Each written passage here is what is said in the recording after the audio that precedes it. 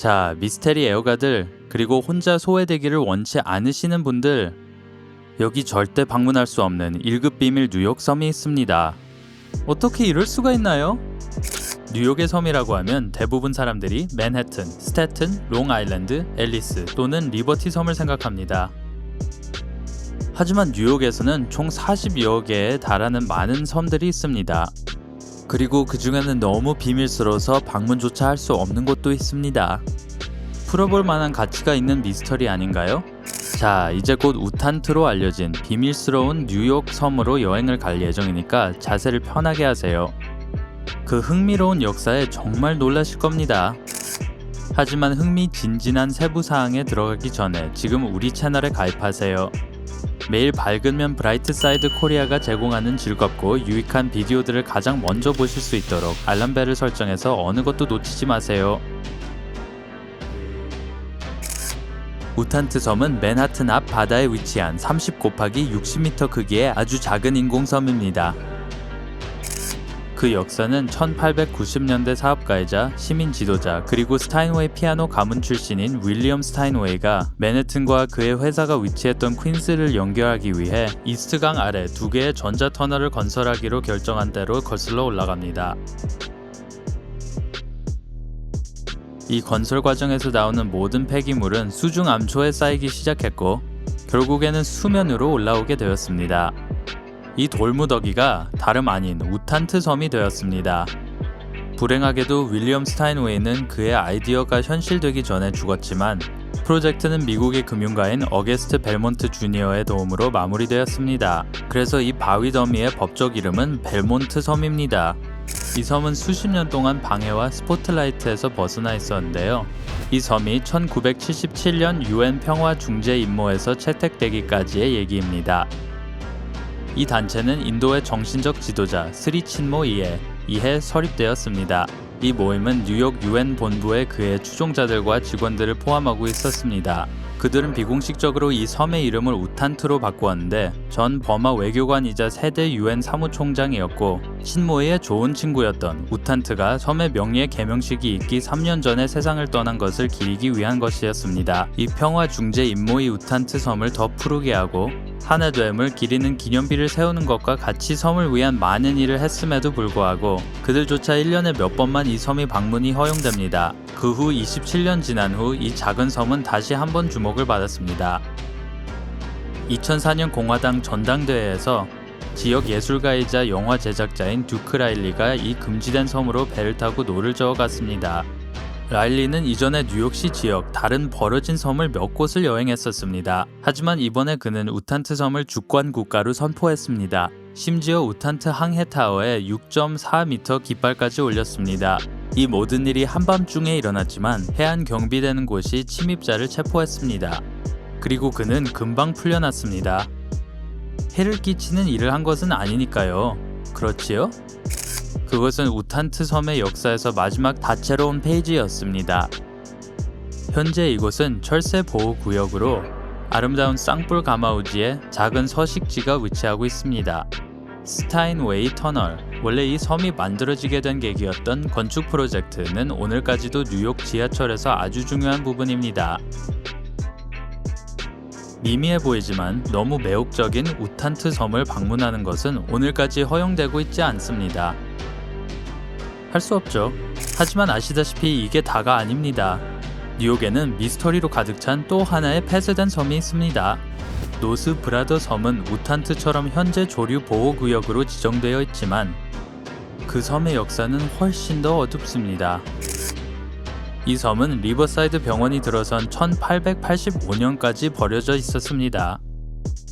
리버사이드 병원은 처음에는 천연두 환자들을 위한 격리 병원이었지만 시간이 지나면서 결핵과 장티푸스 같은 전염성이 높고 치명적인 질병에 걸린 환자들을 수용하기 시작했습니다. 2차 세계대전 이후 뉴욕 대학에 등록된 퇴역 군인들을 위한 일종의 기숙사가 되었습니다. 전후 주택 부족이 해소되자 리버사이드 병원은 다시 한번 버려집니다. 1950년대에 10대 중독자들 위한 약물치료센터로 다시 문을 엽니다. 하지만 그것은 오래 지속되지 않았고 섬을 어떻게 할 것인가에 대한 의문은 계속 제기되었습니다. 무슨 이유인지 뉴욕주는 일반인들이 이 섬에 출입하지 못하게 합니다. 어떤 사람들은 심지어 노스브라더 섬의 복잡하고 어두운 역사 때문에 유령이 출몰한다고 믿습니다. 어쩌면 우리는 진실을 절대 알 수 없게 될지도 모르겠습니다. 전 세계로 모험을 해본다면 우리는 각기 다른 이유들로 방문객의 출입이 금지된 장소들을 더 많이 발견할 수 있을 겁니다. 아주 좋은 한 가지 예로 상파울루 해안에서 약 145km 떨어진 곳에 위치한 스네이크 섬이 있습니다. 이름만으로도 왜 이곳이 여행 금지가 되었는지 알 수 있겠죠? 스네이크 섬에는 2,000에서 4,000마리의 독사들이 서식하고 있습니다. 평방 1m를 움직일 때마다 5마리 뱀을 만나는 것을 상상해보세요. 와, 악몽이 따로 없습니다. 이 섬에 방문이 허락되는 유일한 사람들은 뱀에 관한 많은 경험을 가지고 있는 과학자들과 연구원들입니다. 여러분과 저처럼 평범한 사람들에게는 들어가면 살아서 못 나오는 섬일 거예요. 그곳에는 금비 랜스헤드가 살고 있기 때문입니다. 이 독사에게 한 번 물리면 1시간 안에 죽을 수 있습니다. 네, 맞아요. 조만간 방문객에 개방되는 일은 없을 겁니다. 허드섬처럼 다른 더 신비로운 장소들도 있습니다. 들어본 적 있으세요?